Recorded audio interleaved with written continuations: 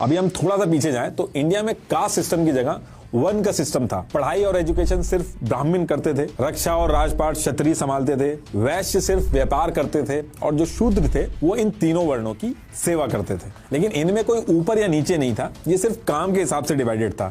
हर जगह ऐसे ही था, इंडिया के बाहर भी ऐसे ही था। अगर उस टाइम पे सबको पता होता कि एजुकेशन से ज्ञान आएगा और जिसके पास ज्ञान ज्यादा होगा वही रूल करेगा, शायद सिचुएशन अलग होती। लेकिन काम के बेसिस पर ये डिवीजन हुआ और आगे चलकर जिसके पास राज और एजुकेशन थी वो बड़े होते गए, बढ़ते गए और अपने हिसाब से रूल सेट करते गए और पूरा सिस्टम भेदभाव में बदल गया। आज हम भली रिजर्वेशन की बात करते हैं, लेकिन अपर क्लास के पास एजुकेशन में 100% रिजर्वेशन हजारों साल से था। बैकवर्ड क्लास के जो मेल्स थे उनको अपने गले में कुल्हड़ लटका के चलना होता था ताकि वो जमीन पे थूक ना पाए। कमर पर झाड़ू बांध कर रखनी होती थी ताकि अगर पैर के निशान पड़ जाएं तो उनको हटा सकें।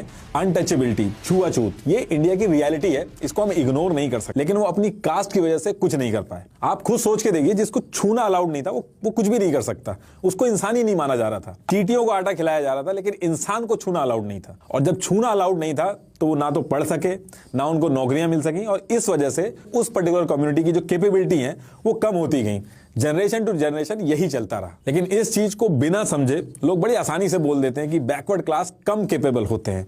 कुछ लोग तो आम भाषा में बोल देते हैं कि जीन्स स्ट्रांग होते हैं अपर क्लास वालों के। आपने अपने आसपास बातों बातों में सुना होगा कि आप लगते नहीं हो कि आप एससी हो, या फिर आप एसटी नहीं लगते हो, या फिर ये असली राजपूत है। ये बातें बहुत ही कॉमन है लेकिन दिखाती है कि हम अंदर सोचते क्या है। जबकि असल बात यह है कि बैकवर्ड क्लास से हजारों साल तक अपॉर्चुनिटी छीनी गई है, इस वजह से वो हमारी बराबरी पे आके नहीं खड़े हो पा रहे हैं। अब यूएस की बात करें तो वहां पे जो गोरे हैं वो इंपॉर्टेंट पोजीशन पे ज्यादा हैं ब्लैक के कंपैरेटिवली। तो इसका मतलब ये थोड़ी कि ब्लैक कम कैपेबल हैं।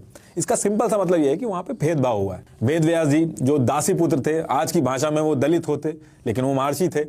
महर्षि वाल्मीकि, महर्षि अतारी, आज की लैंग्वेज अगर यूज होती तो ये सारे दलित थे। जैसे जैसे भेदभाव शुरू हुआ ये लोग पीछे होते गए। एक तरफ एक बच्चा है जिसके माँ बाप एजुकेटेड हैं, सही टाइम पे उन्होंने बच्चे को अच्छे स्कूल में डाल दिया, उसकी 2-2, 3-3 ट्यूशन लगा दी हैं, अलग अलग स्पोर्ट्स भी खिलाए जा रहे हैं, सही टाइम पे उसको लैपटॉप मिल गया, वो अच्छे से लैपटॉप भी चलाना जानता है, उसने लैपटॉप तो देखा तक नहीं है।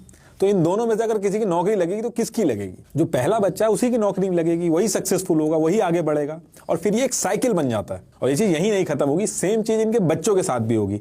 जो सक्सेसफुल है वो पीढ़ी दर पीढ़ी सक्सेसफुल होगा, जो अनसक्सेसफुल है उसका खानदान उसी नेवर एंडिंग विशियस साइकिल में घूमता रहेगा। बस लाखों बच्चों में से एक एक्सेप्शन निकल जाएगा, हर कोई उसी का एग्जाम्पल देने लगेगा। आजकल का ट्रेंड है कि जब भी किसी बच्चे को इंट्रोड्यूस कराया जाता है रिजर्वेशन, तो ऐसे इंट्रोड्यूस कराया जाता है कि देखो ये SC ST कैटेगरी का है, इसके नंबर कम थे, उसके बाद भी इसका सिलेक्शन हो गया। लेकिन ये बहुत ही गलत तरीका है। उनको हर एक चीज समझानी बहुत ही जरूरी है, वरना सोसाइटी की वो जो एक गलत अंडरस्टैंडिंग है